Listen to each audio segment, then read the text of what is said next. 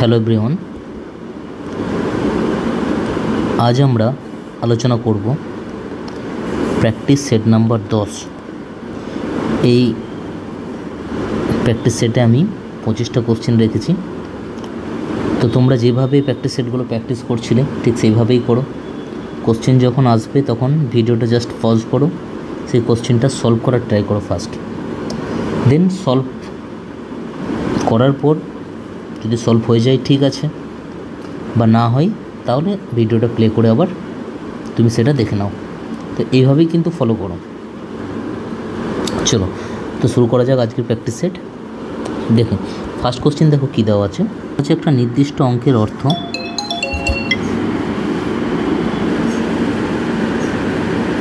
সরল সুদে 20 বছরে নিজের 3 গুণ হয়ে যায়। তাহলে 1 টাকা থেকে ক টাকা হয়? 3 টাকা। কত বছর টাইম লাগে? 20 বছর, তাই তো? তাহলে দ্বিগুণ হবে কত বছরে, মানে 1 থেকে 2 হতে কত টাইম লাগবে? আচ্ছা,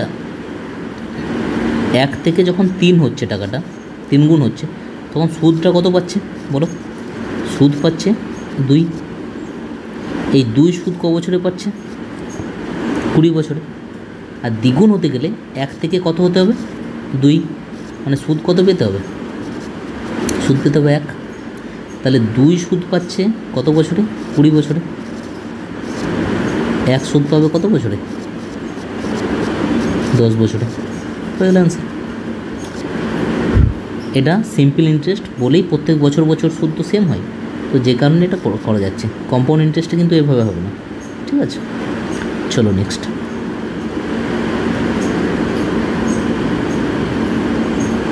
দেখো দেওয়া হচ্ছে বার্ষিক 30% হারে 2500 টাকা 3 বছরের জন্য চক্রবৃদ্ধি সুদ ও সরল সুদের পার্থক্য কত?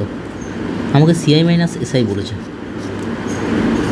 ট্রি মেথডে যাবো আমি, তাই না? 30% মানে কত? 3-এর 10। 18টাকে কত ধরবো আমি? 1000। 3 বছর বলেছে যেহেতু, 3 বছর বললে 10-এর কিউব মানে 1000। 3 বছরের জন্য 3টে ব্রাঞ্চ। 1000-এর 3-এর 10 করলে কত পাবো? 300। 300, তাই তো? তোমাদের সবার জানা আছে ট্রি মেথড। আবার 300-3-এর 10 করবো। 300-3-এর 10 করলে কত হবে? 90, তাই তো? 300-3-এর 10 করলে 90।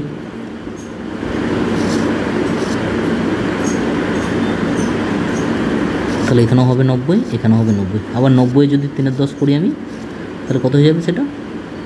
27। হয়ে গেল কাজ। এবার আমরা জানি যে সিআই মাইনাস এসআই কোন জায়গাটাকে বোঝায়। ফার্স্ট লাইনটা ছেড়ে দিয়ে বাকি যতটা পড়ে থাকে সেটা বোঝায় সিআই মাইনাস এসআই। তো সিআই মাইনাস এসআই এখানে কত হচ্ছে? 90, 90, 90, 270 আর 27, 297। এটা হচ্ছে সিআই মাইনাস এসআই রেশিওতে, তাই তো? আসল কত? 1000। কিন্তু আমাকে কোশ্চেন আসল কত বলেছে? 2500। তাহলে আমি বলতে পারি 1000 মানে হচ্ছে 2500। 1 মানে বাই 1000 আমাকে কতবার করতে হবে? 297 মানে, কারণ সিআই মাইনাস এসআই কত আসছে? 297। তাহলে ইন্টু 297, ঠিক আছে? 297। জাস্ট এটা ক্যালকুলেশন করবো, অ্যান্সার আমার হয়ে যাবে। মানে 297 ইন্টু 25 আমাকে করতে হবে,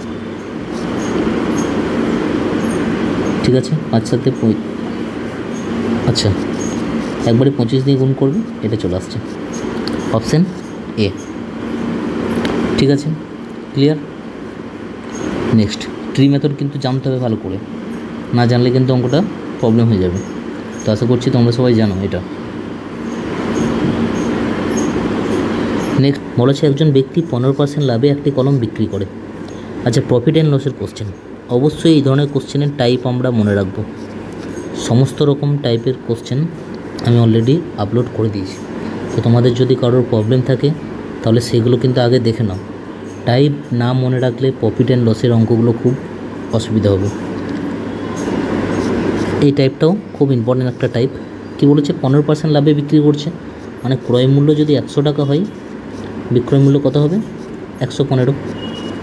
তারপর কি বলছে? যদি সে এটা 7% কম দামে কিনতো, আগে কতই কিনেছিল 100-তে, 7% যদি কম হয় এখান থেকে, 7% কম মানে কত হবে 93, এবং 250 টাকা বেশি দামে বিক্রি করতো। এই যে 250 টাকা বেশি দামে, এই জায়গাটা আমাকে ছেড়ে রাখতে হবে এখন। এটা এখন আমি কোনো ক্যালকুলেট করব না, ভুল করেও বিক্রয় মূল্যতে 250 অ্যাড করো না, তাহলে কিন্তু পুরোপুরি গণ্ডগোল হয়ে যাবে। এটা জাস্ট এখন ছেড়ে দেবে। নেক্সট কী বলেছে, তাহলে তার 25% লাভ হতো। তাহলে 93 টাকা ক্রয় মূল্য, 25% যদি লাভ হয় তাহলে বিক্রয় মূল্য কত হবে? 25% মানে কত? 1/4। তাহলে বিক্রয় মূল্যটা আমি বলতে পারি কত? 93 ইন্টু 5/4। তাহলে কত হচ্ছে দেখো, 5 3 15, 5 9 45, 1 46 বাই 4, 4 1 4, 4 1 4, 4 6 24, 25, 116.25। এবার দেখো রেশিওতে আমি দেখতে পাচ্ছি যে আগে বিক্রয় মূল্য ছিল 115, এখন হয়ে গেল 116.25। তাহলে এই যে বিক্রয় মূল্যটা কত বাড়লো? 1.25। তাহলে বিক্রয় মূল্য বৃদ্ধি হচ্ছে 1.25, কিন্তু কোশ্চেনে কত বাড়ার কথা বলেছে বিক্রয় মূল্য? 250। তাহলে 1.25 মানে হচ্ছে 250, এক মানে কত হবে? 250 বাই 1.25, পয়েন্ট হাটাও, দুটো জিরো উপরে, এটা হয়ে যাবে 200। কলমের দাম কত? দাম কত? ক্রয় মূল্য, দাম মানেই ক্রয় মূল্য, মানে 100, 100 সমান হয়ে যাবে 20,000, অপশান এ। ক্লিয়ার ব্যাপারটা? অবশ্যই টাইপ মনে রাখতে হবে। নেক্সট দেখো কি দেওয়া আছে, দেওয়া আছে একটা চেয়ারের চিহ্নিত মূল্যে তার মূল্যের চেয়ে 75% বেশি। তাহলে একটা চেয়ারের মূল্য, মূল্য মানে ক্রয় মূল্য, ঠিক আছে, যদি 100 হয়, চিহ্নিত মূল্য মানে মার্ক প্রাইস, সেটা কত? 175। কোনো লাভ বা ক্ষতি ছাড়াই সে চেয়ারটা বিক্রি করতে চাইছে, তাহলে তাকে কত ছাড় দিতে হবে? আচ্ছা, কোনো লাভ বা ক্ষতি ছাড়াই যদি বিক্রি করতে চায় তাহলে বিক্রয় মূল্য থেকে কত হতে হবে? দাম 100 টাকা, 100 টাকাতেই যদি সে বিক্রি করে তাহলে তার লাভ বা ক্ষতি কিছু হবে না। তাহলে তাকে ছাড় কত দিতে হচ্ছে? ডিসকাউন্ট বা ছাড় কত হচ্ছে? ছাড় কত টাকা দিতে হবে? 75 টাকা, তাই না? আর ছাড় সবসময় কার ওপরে হয়? মার্ক প্রাইসের ওপর হয়। তাহলে নিচে থাকবে মার্ক প্রাইস বা চিহ্নিত মূল্য ইন্টু 100, কেটে দাও, 3 পয়সা 100, 7, 300 বাই 7, 300 বাই 7 মানে 42.85, অপশান এ। ক্লিয়ার? চলো নেক্সট। 36টি বিজোড় প্রাকৃতিক সংখ্যার যোগফলের বর্গমূল কত? আমরা জানি অবশ্যই প্রথম 36টি, হ্যাঁ প্রথম এনটি বিজোড়, এ অবশ্যই মনে রাখবে এইটা, ঠিক আছে, এটা অবশ্যই মনে রাখতে হবে। বিজোড় সংখ্যার যোগফল কত হয়? N square. তাহলে প্রথম 36টি বিজোড় সংখ্যার যোগফল কত হবে? 36-এর স্কোয়ার, তাই তো। কিন্তু আমার কী বলেছে? যোগফলের বর্গমূল। তাহলে যোগফলের আবার যদি বর্গমূল করি, 36-এর স্কোয়ার মানে দুটো 36, দুটো 36 থেকে একটা 36 বেরিয়ে আসবে, অপশান বি হয়ে যাবে অ্যান্সার। ক্লিয়ার? এটা মনে রাখতে হবে, এটা না মনে রাখলে হবে না ফর্মুলাটা। চলো নেক্সট কী দেওয়া আছে দেখো, 21 জন শ্রমিক 40 দিনে একটি রাস্তা মেরামত করে। 21 জন শ্রমিকের কতদিন লাগে? 40 দিন। আরও যদি 7 জন শ্রমিক যোগ দেয় মানে কতজন শ্রমিক হয়ে গেল? 28 জন শ্রমিক। তাহলে কত দিনে? তাহলে দিনটা আমাকে বার করতে দিয়েছে। শ্রমিক ইন্টু মানে কতদিন, আমি x দিন ধরে নিলাম, জাস্ট কাটাকাটি করবো। 7 3 21, 7 4 28, 4 10 40, কত লাগবে? 30 হয়ে গেল অ্যান্সার, 30 দিন। ঠিক আছে, আশা করছি এই অঙ্কটা পেরেছো। এই ধরনের অঙ্কগুলো ম্যাক্সিমাম অঙ্কই তোমাদের হয়ে যাবে, তবুও জাস্ট একবার দেখে নাও। দুটি ট্রেন 25 কিলোমিটার পার ঘন্টা বেগে এবং এত ঘন্টা বেগে একে অপরের দিকে এগিয়ে যাচ্ছে। সংঘর্ষের 1 সেকেন্ড আগে ট্রেনের মধ্যে দূরত্ব কত মিটারের হবে? সংঘর্ষের 1 সেকেন্ড আগে, দেখো দুটো ট্রেন যদি যায় দুদিক থেকে, তাহলে এই ট্রেনের গতিবেগ বলেছে 25 কিলোমিটার পার আওয়ার, এদিকে যাচ্ছে, এ হচ্ছে 83 কিলোমিটার পার আওয়ার। দুজন যদি বিপরীত দিকে যায় তাহলে আমরা জানি রিলেটিভ স্পিড লেগে যায়, বিপরীত দিকে হলে রিলেটিভ স্পিডটা হয়ে যাবে যোগ, আর যোগ করলে এটা হয়ে যাবে 108 কিলোমিটার পার আওয়ার। এবার 1 সেকেন্ড আগে ওদের মধ্যে দূরত্ব ততটাই থাকবে যতটাই এদের এই যে রিলেটিভ স্পিডটা 1 সেকেন্ডে হবে, কিন্তু রিলেটিভ স্পিডটা তো এখন পার আওয়ারে দেওয়া আছে, তাহলে এটাকে আমি সেকেন্ডে কনভার্ট করে নিই, মিটার পার সেকেন্ডে। 108 ইন্টু 5 এর 18, তাই না? 6, তাহলে কত হলো 30 মিটার পার সেকেন্ড। তাহলে 1 সেকেন্ডে এই দুটো ট্রেন মিলে কত মিটার যাবে? 30 মিটার। তাহলে সংঘর্ষের 1 সেকেন্ড আগে তাদের মধ্যেখানে দূরত্ব কত থাকবে? এই 30 মিটারই থাকবে, তাই না? মানে অপশান সি। ক্লিয়ার ব্যাপারটা? সংঘর্ষের 1 সেকেন্ড আগে তাদের মাঝখানে দূরত্ব 30 মিটার থাকবে, তবেই না দুটো ট্রেন এই 1 সেকেন্ডে এই 30 মিটার ডিস্টেন্স কভার করবে, দেন সংঘর্ষটা হবে। তাহলে দুটো ট্রেনের মধ্যে দূরত্ব 1 সেকেন্ড আগে হবে 30 মিটার। চলো নেক্সট। বলেছে একজন লোক স্কুটারে তার বাড়ি থেকে অফিসের দিকে যাচ্ছে। আচ্ছা, গড় গতি 30 থাকার কারণে সে অফিস যেতে 10 মিনিট দেরি হয়। তার যদি স্পিডটা 40 হয়ে যেত তাহলে কী হতো না, তিনি 5 মিনিট আগে অফিসে পৌঁছতেন। তাহলে এখানে বুঝতে পারছি টাইম ডিফারেন্স দেওয়া আছে। টাইপ অবশ্যই মনে রাখতে হবে এই কোশ্চেনের, টাইম ডিফারেন্স দেওয়া আছে। আর টাইম ডিফারেন্স যদি দেওয়া থাকে ডিস্টেন্স বের করার ফর্মুলাটা কী হয়? By x minus y into time difference. তাহলে এক্স আর ওয়াই মানে দুটো স্পিড, এখানে কত 30 আর 40, দুটো স্পিডের মধ্যে ডিফারেন্স 10, আর টাইম ডিফারেন্স কত 10 মিনিট দেরি আর 5 মিনিট আগে। দেরি আর আগে এই দুটো থাকলে আমাদেরকে কী করতে হয়? যোগ করতে হয়। দেরি হলে বিয়োগ, আগে হলে বিয়োগ, কিন্তু দেরি আগে বা আগে পড়ে এরকম যদি হয় তাহলে যোগ করতে হয়। আর যোগ করলে কত হবে? 15। এটা মিনিটে আছে, ঘন্টায় করার জন্য 60।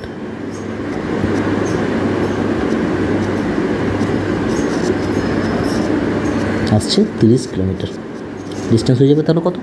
30 কিলোমিটার। ক্লিয়ার? চলো নেক্সট। বলেছে স্বাভাবিক গতি 3/4 গতিতে হাঁটা একজন ব্যক্তি তার অফিস যেতে 10 মিনিট দেরি হয়ে যায়। আচ্ছা, স্বাভাবিক গতি 3/4 গতি মানে তার গতি এখন আছে 3, তার স্বাভাবিক গতি হচ্ছে 4। এটা কি স্পিডের রেশিও করলাম, তাহলে টাইমের রেশিওটা কত হবে? 4/3। তার মানে তার যদি স্বাভাবিক টাইম 3 লাগতো, এখন কত লাগছে? 4। তাহলে কত রেশিও বেশি লাগছে? 1 রেশিও। কিন্তু আমাকে কত মিনিটের কথা বলেছে? 10 মিনিট। তাহলে 1 রেশিওর ভ্যালু আমি বলতে পারি 10 মিনিট। তাহলে তার আগে মানে স্বাভাবিক গতিতে গেলে তার টাইম কত লাগবে? 30 মিনিট। আর এখন তার টাইম কত লাগছে? 40 মিনিট। এবার আমাকে কী বলেছে? দূরত্ব অতিক্রম করার জন্য তার স্বাভাবিক সময় কত? স্বাভাবিক সময় তাহলে কত হবে? 30 মিনিট। Option C. ক্লিয়ার? চলো নেক্সট। একটি ট্রেন 25 কিলোমিটার প্রতি ঘন্টায় 9টায় দিল্লি থেকে ছাড়ে এবং অন্য একটা ট্রেন 35 কিলোমিটার প্রতি ঘন্টায় দুপুর 2টোয় যাত্রা শুরু করে। দিল্লি থেকে কত কিমি দূরে তাদের দেখা হবে? তাহলে দুটোই ছাড়ছে দিল্লি থেকে। একজন প্রথমেই ছেড়ে দিল 25 কিলোমিটার পার আওয়ারে, আর একজন পরে ছাড়বে। আচ্ছা, প্রথমে দেখো রিলেটিভ স্পিড লাগবে না, কারণ 9টার সময় তো শুধু এই ট্রেনটাই চলছে। যখন টাইমটা 2 হবে তখন প্রথম ট্রেনটাও চলছে, আর এই সেকেন্ড ট্রেনটা যেটা 35 কিলোমিটার বেগে এটাও চলছে, তখন রিলেটিভ স্পিড আমরা লাগাবো। তাহলে 9টা থেকে 2 মানে কত ঘন্টা হচ্ছে? 5 ঘন্টা। 10, 11, 12, 1, 2, 5 ঘন্টা। এই 5 ঘন্টায় প্রথম ট্রেনটা কতটা চলে যাবে? প্রথম ট্রেনের স্পিড হচ্ছে 25 কিলোমিটার পার আওয়ার, তাহলে 5 ঘন্টায় যাবে কত? 125 কিলোমিটার। তাহলে 5 ঘন্টা পর বা দুপুর 2টোর সময় আমি বলতে পারি প্রথম ট্রেনটা আর এই যে দ্বিতীয় ট্রেনটা এদের মধ্যেখানে দূরত্ব কত হয়ে যাবে? 125। এবার 2টোর সময় দুটো ট্রেনই এবার চলমান, তখন হয়ে যাবে রিলেটিভ স্পিড। আর দুটো ট্রেন একই দিকে চলমান, তাহলে রিলেটিভ স্পিডটা হয়ে যাবে আমাদের বিয়োগ, যেটা হয়ে যাবে 10 কিলোমিটার পার আওয়ার। এবার আমাকে বলেছে কখন তারা দেখা হবে, মানে টাইম সমান কি? ডিস্টেন্স এবং স্পিড। ডিস্টেন্স হচ্ছে 125, স্পিড হচ্ছে 10।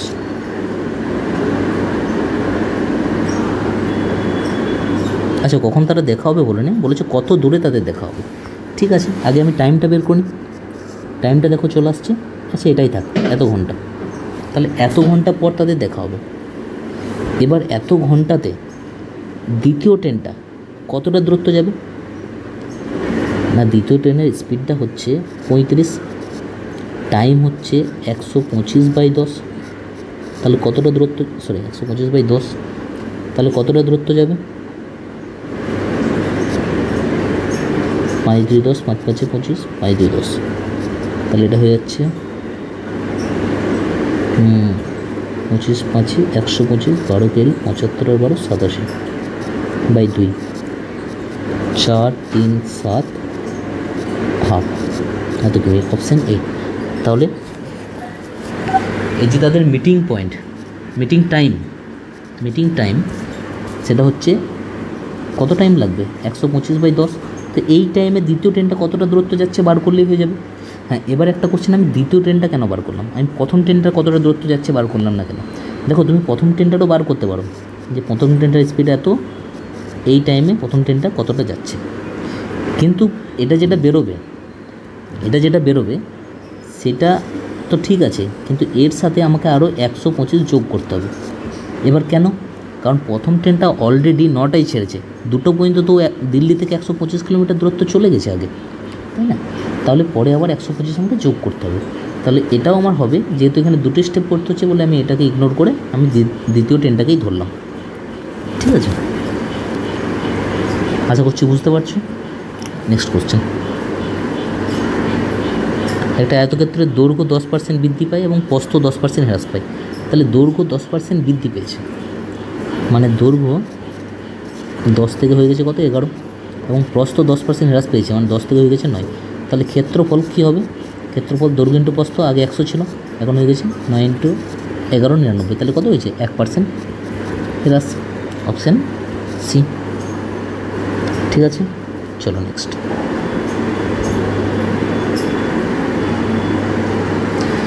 চালের দাম 25% হ্রাস পেয়েছে। আচ্ছা, 25% যদি হ্রাস পায় দাম, মানে প্রাইস, তাহলে কত হবে?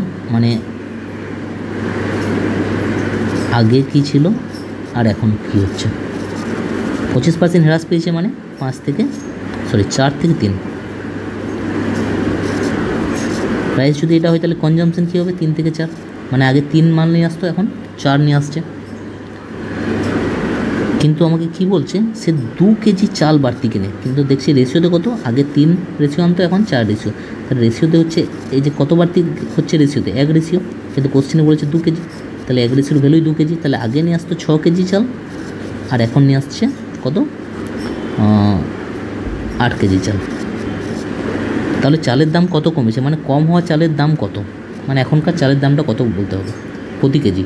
তাহলে 8 কেজি চালের দাম কত, 8 কেজি কত টাকায় নিয়ে আসছে? 240 টাকায়। 1 কেজি চালের দাম কত? 30 টাকা। তাহলে এখন চালের দাম হচ্ছে 30 টাকা পার কেজি। ঠিক আছে, চলো নেক্সট। বার্ষিক পরীক্ষায় অঙ্কিতা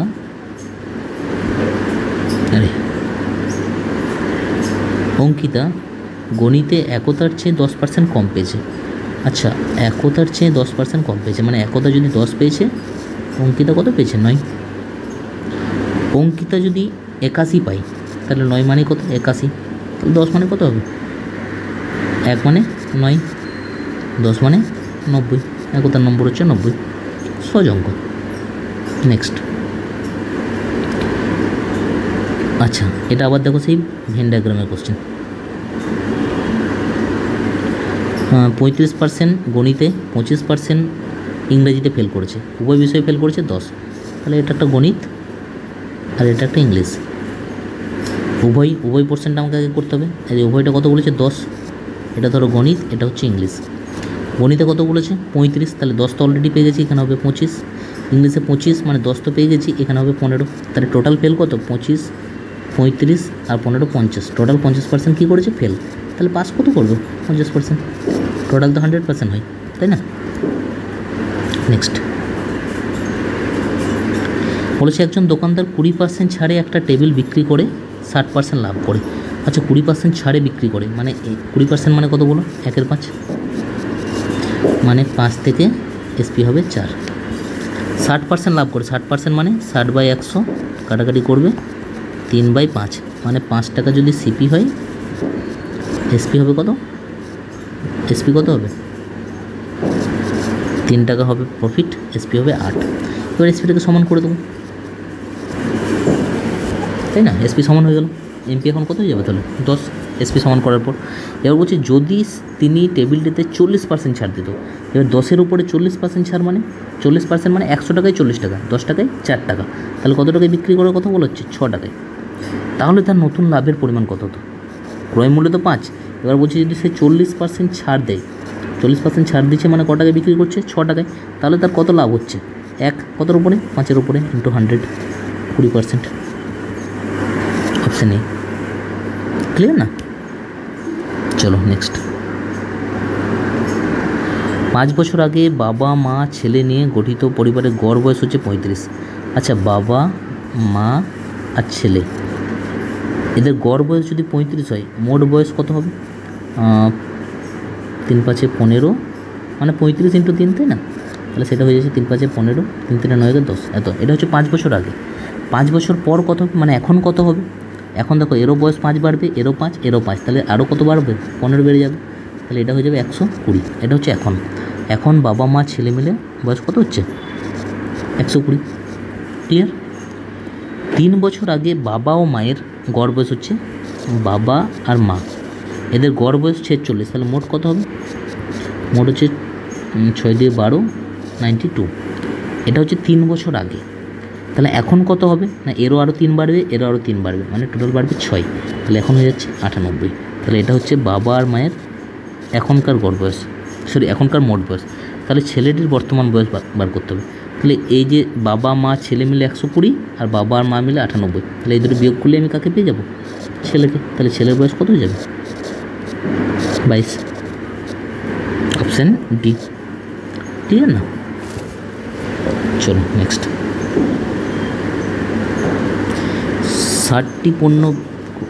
60টি ক্রয় পণ্যের মূল্য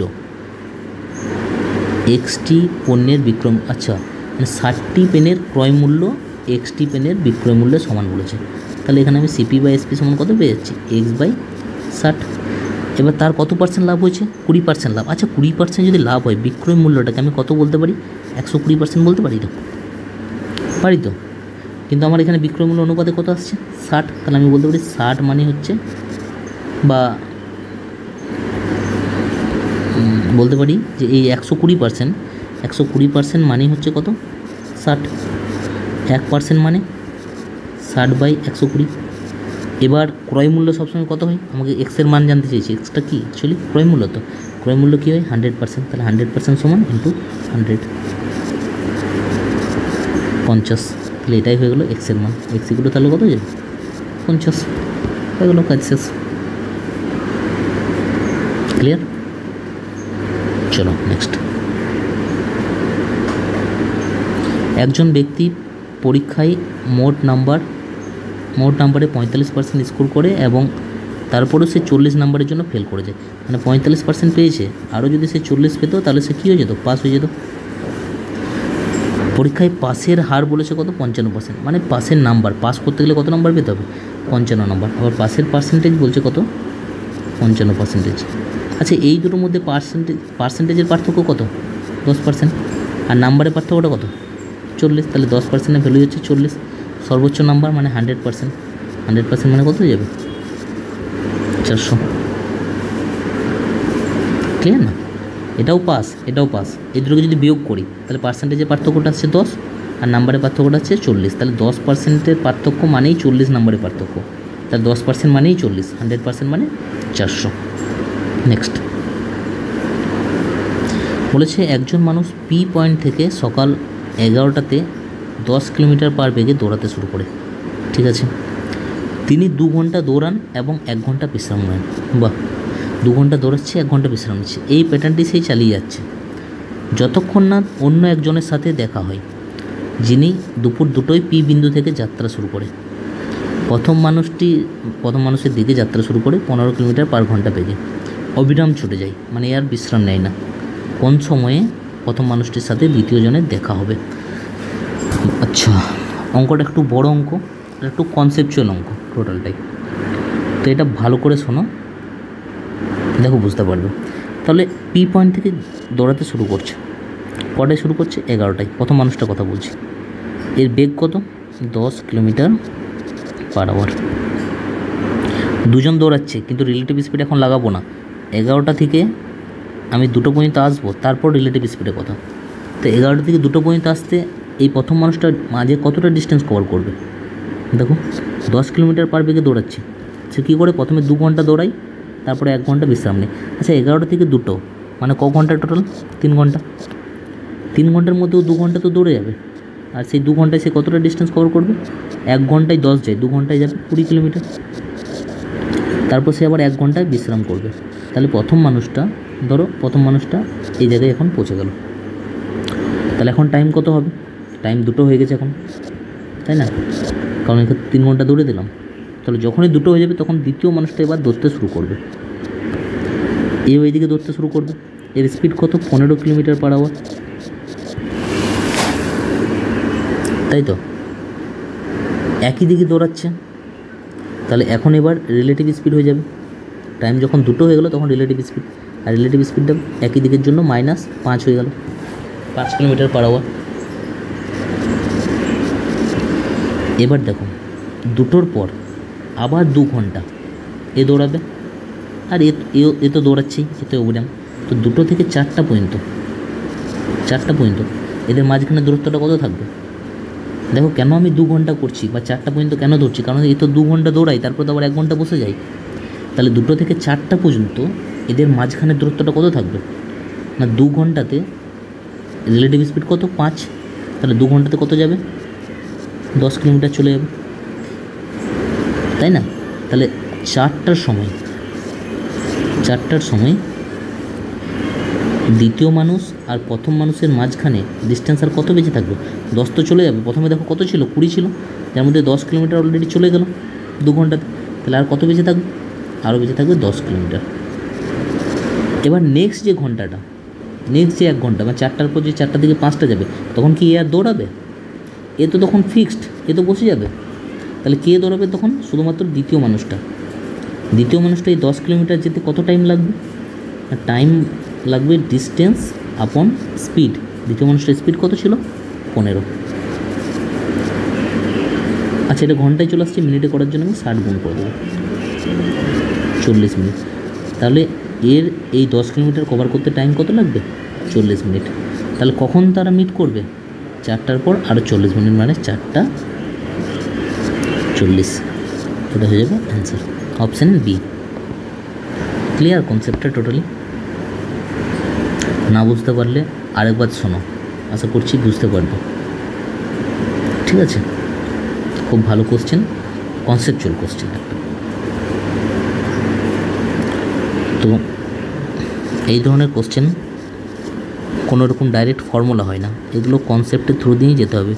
তো এই ধরনের কনসেপচুয়াল কোশ্চেন যত প্র্যাকটিস করবে তোমাদের কনসেপ্টটা আরও বেশি ক্লিয়ার হবে, আরও তাড়াতাড়ি তোমরা সলভ করতে পারবে ম্যাথ। ঠিক আছে, চলো নেক্সট। বলেছে 3 বছর 2 বছরের জন্য চক্রবৃদ্ধি সুদ আর সরল সুদের পার্থক্যের অনুপাত। আচ্ছা, সুদের হার কতবার করতে বলেছে? দেখো এইখানে আমি বলে দিই, CI minus SI for 2 years. ফর্মুলাটা মনে রাখবে, কারণ এই অঙ্কটা ফর্মুলাতে গেলে খুব তাড়াতাড়ি হবে। ফর্মুলাটা হয় এটা P ইন্টু R/100 স্কোয়ার। ঠিক আছে, ফর 2 ইয়ার। কিন্তু CI মাইনাস SI এই দুটোই মনে রাখবে, শুধু আর কিছু মনে রাখার দরকার নেই। ফর 3 ইয়ার্স এটা তো থাকবেই P into R/100 square into 300 plus R/100 এইটা। ঠিক আছে, তাহলে এই দুটোরই তো অনুপাত অ্যাকচুয়ালি দেওয়া আছে। যদি কারো ফর্মুলাটা মনে থাকে, ফর্মুলাটা মনে রাখতে হবে, তাছাড়া অঙ্কটা হার্ড হয়ে যাবে। তাহলে এটা হচ্ছে 2 বছরের অনুপাত, 2 বছরের পার্থক্য, আর এটা হচ্ছে 3 বছরের পার্থক্য।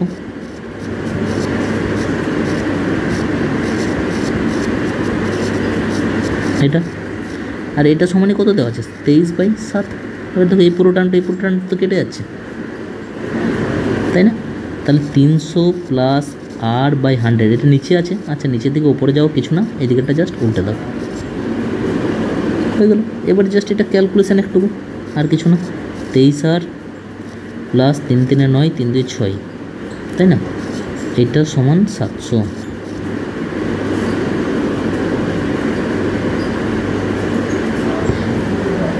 ঠিক আছে, আচ্ছা সরি এই জায়গা তো উল্টো লিখছি আমাকে। আগে তো 3 বছরে বলা আছে, তারপর 2 বছরে বলা আছে, তাই না? তাহলে আমি উপরে 2 লিখে দিলাম, নিচে 3 বছরে লিখে দিলাম। ঠিক আছে, আমি এই দিকেরটা উল্টে দিই। এটা কত হবে? 23/7 নয়, এটা 7/23, কারণ ওপরে তো 2 বছরেরটা লিখেছি, তাহলে ওপরে 2 বছরেরটা লিখতে হবে। তাহলে নেক্সট টাইম আবার যখন এটা উল্টে যাবে তখন এটা হয়ে যাবে 23/7, 23/7। এবার এই ক্যালকুলেশনটা দেখো চেঞ্জ হবে। কত? 2100 প্লাস 7R সমান হয়ে যাবে 2300। তাহলে 7R সমান হয়ে যাবে 200, আর সমান হয়ে যাবে 200/7, অপশান এ। ক্লিয়ার না ব্যাপারটা? এই ফর্মুলা দুটো অবশ্যই মনে রাখার চেষ্টা করবে, দুটোই তো ফর্মুলা মনে রাখলে এটা খুব তাড়াতাড়ি হয়ে যাবে। চলো নেক্সট দেখো কী বলেছে। একটা ভগ্নাংশ 6/5 হয় যখন তার লবের সাথে 5 যোগ করা হয় এবং 4 লবের সাথে 5 যোগ করা হয় এবং 4 যোগ করা হলে ভগ্নাংশটি 1/2। এখানে কোশ্চেনটা একটু গণ্ডগোল আছে, এখানে বলতে হতো হরের সাথে 4 যোগ করা হলে, ঠিক আছে? লবের সাথে 5 যোগ করা হলে 6/5 হবে, আর হরের সাথে 4 যোগ করা হলে 1/2 হবে। তাহলে ভগ্নাংশটা কত? তুমি যে কোনো একটা দেখো না, লবের সাথে 5 যোগ করলে ভগ্নাংশটা কত হয়ে যাবে? 6/5। লবের সাথে যদি 5 যোগ করি তাহলে ওপরটা কত হয়ে যাবে? 13/9। 6/5 হচ্ছে না। লবের সাথে যদি 5 যোগ করি 12, 7 + 5 কত হবে? 12, 12/10। আচ্ছা, এটা কাটাকাটি করলে দেখো 6/5 আসছে। তাহলে এখানে সেকেন্ড কন্ডিশনটাও চেক করে নিই। হরের সাথে 4 যোগ করলে, হরের সাথে যদি 4 যোগ করি আমি, হরের সাথে যদি 4 যোগ করি তাহলে কত চলে আসবে? 7/14। এটা কাটাকাটি করে কত আসছে? 1/2। 1/2 হবে বলেছে, অপশান বি। ক্লিয়ার? এই অঙ্কগুলো এইভাবে সলভ করব অপশান টেস্টে। ঠিক আছে, নেক্সট বলেছে অমিত একটা কাজ 25 দিনে, পুনিত 20 দিনে করতে পারে। তাহলে অমিত করছে কত দিনে? 25 দিনে। পুনিত করছে 20 দিনে। তাহলে টোটাল ওয়ার্ক 104/5। এবার বলেছে পুনিত 10 দিন কাজটা করে নেই। তাহলে পুনিত 10 দিনে কত করবে? 5 × 10, তাই না? পুনিত 10 দিনে করবে 5 × 10 50। 50 ইউনিট কাজ অলরেডি হয়ে যাবে। আর কত ইউনিট বেঁচে থাকবে? 50 ইউনিট কাজ পড়ে থাকবে। সেই 50 ইউনিট কাজটা এবার কে করবে? অমিত করবে। কত দিনে করবে? সহজ কোশ্চেন, আশা করছি তোমরা সবাই এটা করেছো। নেক্সট, একটা চতুর্ভুজের 4টি পরপর কর্ণের অনুপাত 7, 11, 7, 11। আচ্ছা, তাহলে চতুর্ভুজটা একটা সামান্তরিক হবে। একটা মনে রেখো তুমি, কি সামান্তরিকের এটা একটা বৈশিষ্ট্য যে সামান্তরিকের বিপরীত কর্ণদ্বয় সবসময় কী হয়? সমান হয়। ঠিক আছে, opposite angle of a parallelogram মানে সামান্তরিক ইজ ইকুয়াল, অ্যাঙ্গেলস আর ইকুয়াল। ঠিক আছে, ক্লিয়ার? এটা মনে রাখবে, নর্মালি একটা বৈশিষ্ট্য সামান্তরিকের। নেক্সট, 2150 টাকা চিহ্নিত মূল্যের বই এত টাকায় বিক্রি করছে, তাহলে কত ছাড় দেওয়া হচ্ছে? একদম কনসেপ্ট, মানে সহজ কোশ্চেন, জাস্ট একটু ক্যালকুলেশন। 2150 টাকা আছে, বিক্রি করেছে 1892 টাকায়, ছাড় কত দেওয়া আছে? 8, 5, 9, 2, 258 টাকা ছাড় দেওয়া হয়েছে। কত টাকার উপরে? সবসময়ই আমরা জানি চিহ্নিত মূল্যের উপরে দেওয়া হয়, ইন্টু 100। 0 0 কেটে দাও, 5 দিয়ে কাটো, 5 দিয়ে 10, 5 4 20, 5 3 15। এটা 43 দিয়ে কেটে যাবে, কারণ অপশানগুলো সব পূর্ণ সংখ্যায় আছে। কত হবে? 6, 3 6 18, 6, হ্যাঁ 6, তাহলে 12%, অপশান এ। ঠিক আছে, চলো নেক্সট। আজকের লাস্ট অঙ্ক এটা, 25 নম্বর অঙ্ক। কী বলেছে দেখো, কোনো বেগে লাল ও নীল রঙের বলের সংখ্যার অনুপাত নির্দিষ্ট, মানে একটা নির্দিষ্ট অনুপাতে লাল ও নীল বলগুলো আছে। যখন লাল বল 44টা থাকে তখন নীল বল কত থাকে? 36। তার মানে অনুপাতটা কত? 4 দিয়ে যদি কেটে দিই 11:9, তাই না? এই অনুপাতেই আছে, একটা নির্দিষ্ট অনুপাতে থাকে বলে দিয়েছি। যদি নীল বলের সংখ্যা 54 হয়, আচ্ছা নীল বলের সংখ্যা যদি 54 হয় তাহলে লাল বলের সংখ্যা কত হবে? তাহলে 9 মানে যদি 54 হয় কত গুণ হচ্ছে? 6 গুণ। তাহলে লাল বলের সংখ্যা কত হয়ে যাবে? 66, তাই না? সেম অনুপাতেই তো থাকবে। তাহলে অপশান এ। তো আজকে প্র্যাকটিস সেট নাম্বার 10-এ এই 25টা কোশ্চেনই ছিল। আশা করি তোমরা কোশ্চেনগুলো অ্যান্সারগুলো বুঝতে পেরেছো। যদি কোনো কোশ্চেনের প্রবলেম থাকে তাহলে অবশ্যই আমাকে জানিও, ঠিক আছে? এরপর আমাদের আবার দেখা হচ্ছে পরের ক্লাসে। আচ্ছা এটুকুই থাক।